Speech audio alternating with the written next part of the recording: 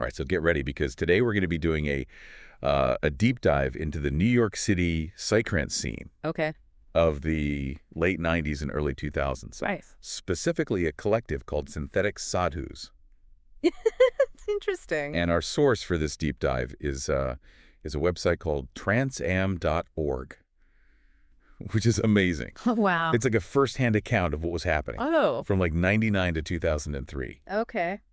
And I'm excited to kind of uncover what this scene was all about. I think it'll be really interesting. Yeah, I think when I was going through all this material, what really stood out to me was that this was more than just music. You know, it sounds like they were creating these multi-sensory experiences, almost like rituals for a digital age. Yeah, so let's set the stage. Transam.org chronicles of this time period from 99 to 2003. Right. Which is a very interesting time. I mean, the internet was exploding. New York nightlife was facing challenges. Yeah.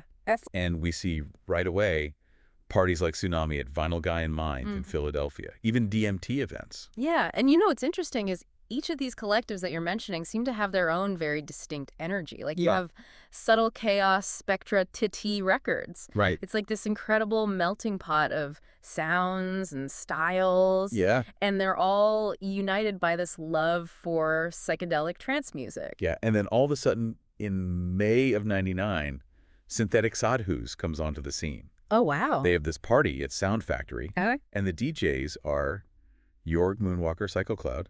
Interesting lineup. It's a great lineup, yeah. And the website doesn't really say much about this party. Oh, really? But then a year later, they're being hailed as like these new leaders of the Scandinavian sound. Oh, wow. That's an interesting detail. Right. What is that exactly? The Scandinavian sound that Synthetic Sadhus was championing. Right. Was it like a specific subgenre of psytrance? Was it a production style? I don't know. I don't know either, but it definitely seems like there's something there. Yeah, there's a whole sonic world Yeah. that we would need to uncover. Yeah. But before we go too far into music, Yeah. let's fast forward to 2000. Okay. 2000. The website mentions Tsunami's Journey to Mars party at Vinyl. Okay. Deco by Alex May and Chris C. Nice. Astrid's Birthday Bash at Karma, Okay. which apparently almost descended into a food fight. Oh, my God. And then there's Rite of Spring Under the Bridge, Oh, wow. but there's not a lot of detail about that. Okay. And that name alone is very intriguing. Yeah. Very evocative. And then in April of 2000, Terrence McKenna passes away. Oh, right. And he was very influential in the psychedelic community. Absolutely. So that must have been a big loss. Huge loss. But then, on a more positive note, American producers like Cree and Deeper in Zen Oh, cool. start to kind of emerge. Okay. So like a new generation of artists coming up. Exactly. Yeah. And that's interesting because it kind of suggests the shift from being primarily driven by European artists to one where American talent was starting to find its own voice. Exactly. Yeah, that's fascinating. And it's all happening with the backdrop of Napster. Oh, wow. Yeah. Napster. Shaking up the music industry. Right. And online forums like Is for Trance connecting fans globally. It really was a time of massive change, wasn't it? It was a huge time of change. Yeah. Okay, so then 2001 comes around. All right, 2001. Pivotal year. Okay. Synthetic Sadhus has a party in January with DJs X Factor and Pauly Visuals Okay.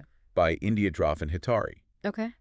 There are mentions of children's parties at Opium Den, Jeff's Birthday at Karma, All right. Deco by Kalanag and Ritter Gluck, Nice. and even a DMT winter celebration. Wow. So many events. Yeah, lots of stuff happening. And then a major blow to the scene. The legendary club Twilo shuts down in May. Oh, wow. Yeah, that was a huge loss. There's a huge loss. That was like the end of an era. It was the end of an era. And I imagine it really intensified the struggle for these underground collectives to find spaces where they could exist. Absolutely. And it must have been devastating for the community. Absolutely. But in the midst of all of this upheaval, Synthetic Sadhus has their biggest event yet. Okay. A massive party at the Roxy in May. Wow. Co-hosted with Tippy Records. Nice. The lineup included Logic Bomb, Roger Ramyanev, and Dimitri. That's a pretty amazing lineup. It's an incredible lineup. Yeah.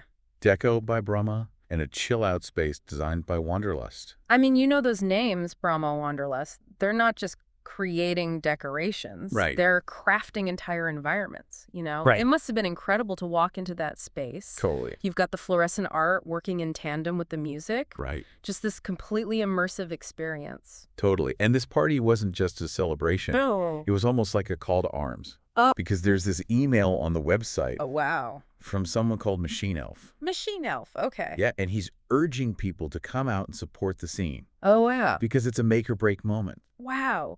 You can really feel a sense of urgency in his words, can't you? Like the Yeah. scene is fighting for its survival against commercial pressures Yeah. and just like the changing landscape of New York nightlife in general. Totally. So it's like you said, it's more than just about having a good time. It's Yeah. about preserving a way of life, Absolutely. an entire community. Totally. And that's what makes this so fascinating. Yeah. And some of these other parties that are mentioned that year, like the Million Marijuana March at Battery Park Okay.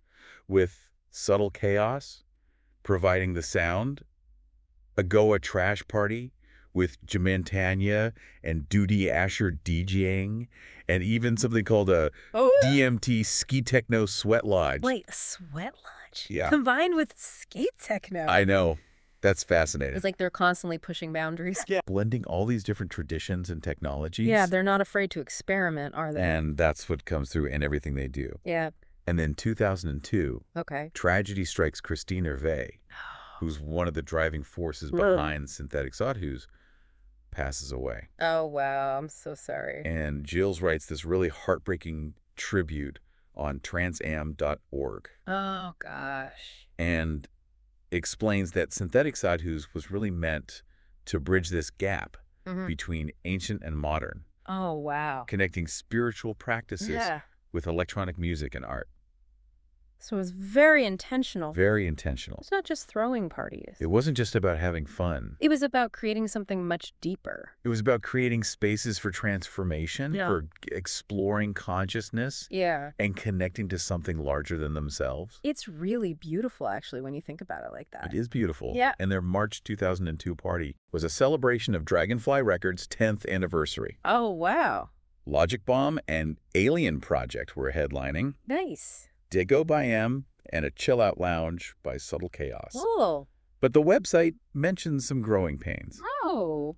There are comments about the scene struggling with commercialization Right. and an influx of new people Yeah. who maybe weren't as connected to the original kind of ethos. It's like this classic tale, isn't it? It is. Of like an underground movement Cool. grappling with mainstream attention. It's hard to find that balance. Yeah. How do you stay true to your roots Right. while also evolving and expanding? Exactly. And that's the question. Yeah. That's the big question. The $1 million question. But before we try to answer that, let's jump into 2003. Okay. 2003. Dreamcatcher with DJ Influx starts a weekly party at Village Lantern.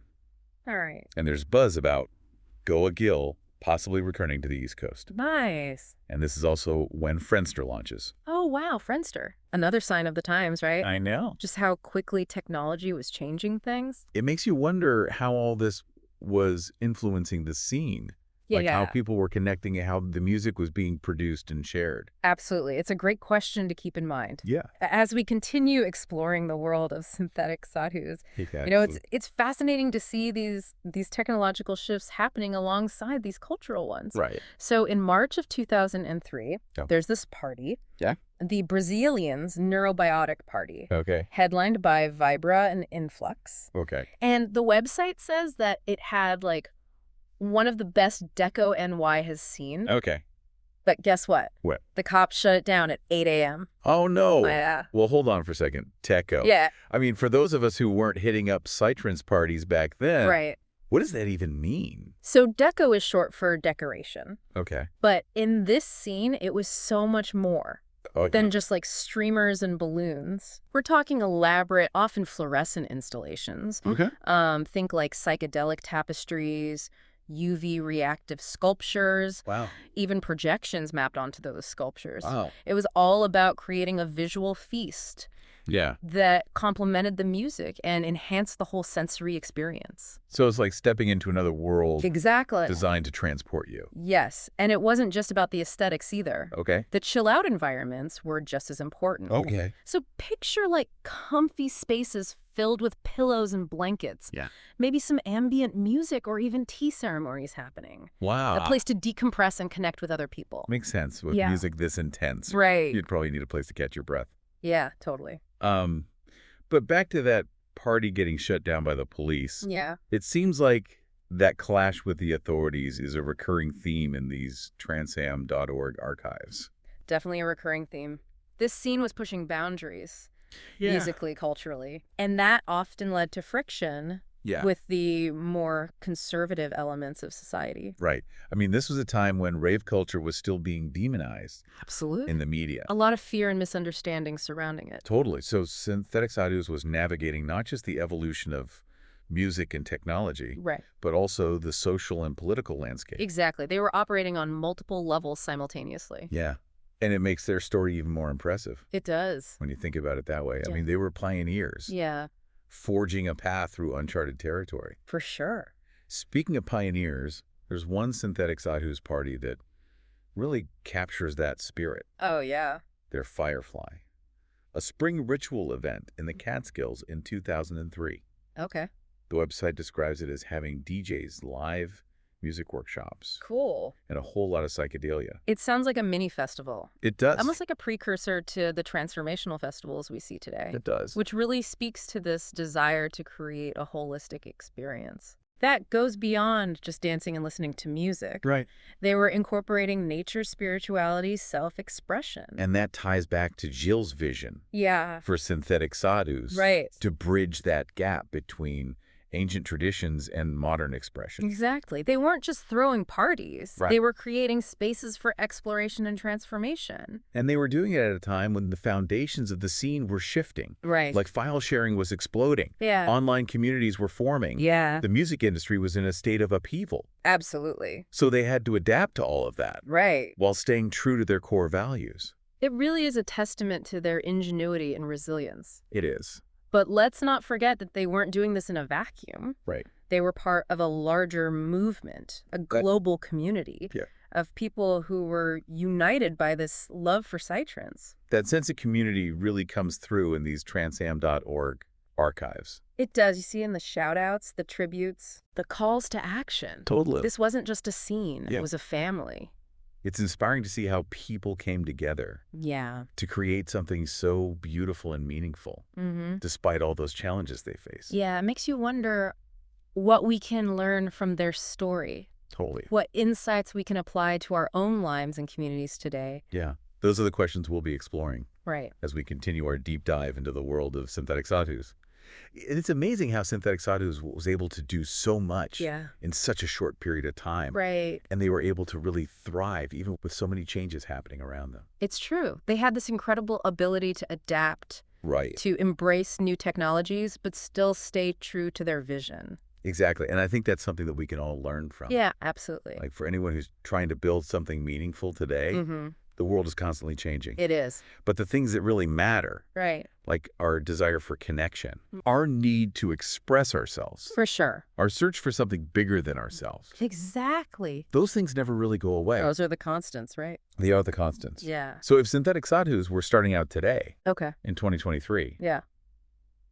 what do you think that would look like? Well, I mean, for starters, they would have a whole new set of tools to work with. Right. I mean, you think about social media, streaming services, virtual reality. These could be incredibly powerful tools for creating those immersive experiences Right. and connecting with a global audience. Can you imagine a Synthetic Sadhus VR party Oh, wow. with like mind-blowing 3D deco and like the hottest Psytrance DJs from around the world? Absolutely. And they could even incorporate elements of augmented reality, you know? Oh, wow. Bringing those psychedelic visuals into our everyday environments. That would be incredible. Yeah, the possibilities are endless. The possibility is definitely endless, but it wouldn't be easy. No, it wouldn't. There would be challenges. Definitely. I mean, how would they deal with the algorithms? Right. The data privacy concerns, the pressure to create viral content. All of that. All of that. That's where the real challenge would lie. Right. to cut through all of that noise and create something that's truly unique and authentic. Yeah. To foster a sense of community in a world that feels increasingly fragmented. Right. It's not easy.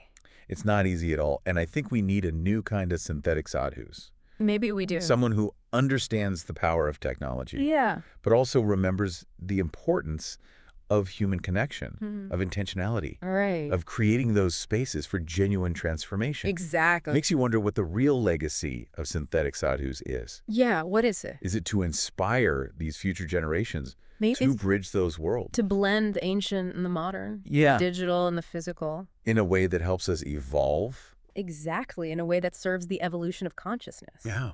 Yeah. Yeah, That's a really powerful thought. it is. And I think it's a perfect way to wrap up this deep dive. I think so too. Because the story of synthetic sadhus is about so much more than parties. Yeah, It's about community. right. It's about authenticity. Mhm. And it's about that timeless human desire for connection and transcendence. It really is. And it's also a reminder, I think, Yeah. that even in times of rapid change and uncertainty, Right. we can still create something beautiful and meaningful. You can, and you know what? Maybe the next synthetic sadhus is out there right now, I hope so. just waiting to emerge and show us all what's possible. And show us what the future holds. That's right. And to all our listeners out there, Yeah. we encourage you to keep exploring, Keep searching. to find those spaces and communities that really resonate with your soul, Yeah, and never stop pushing the boundaries of what's possible. absolutely. Until next time, stay curious.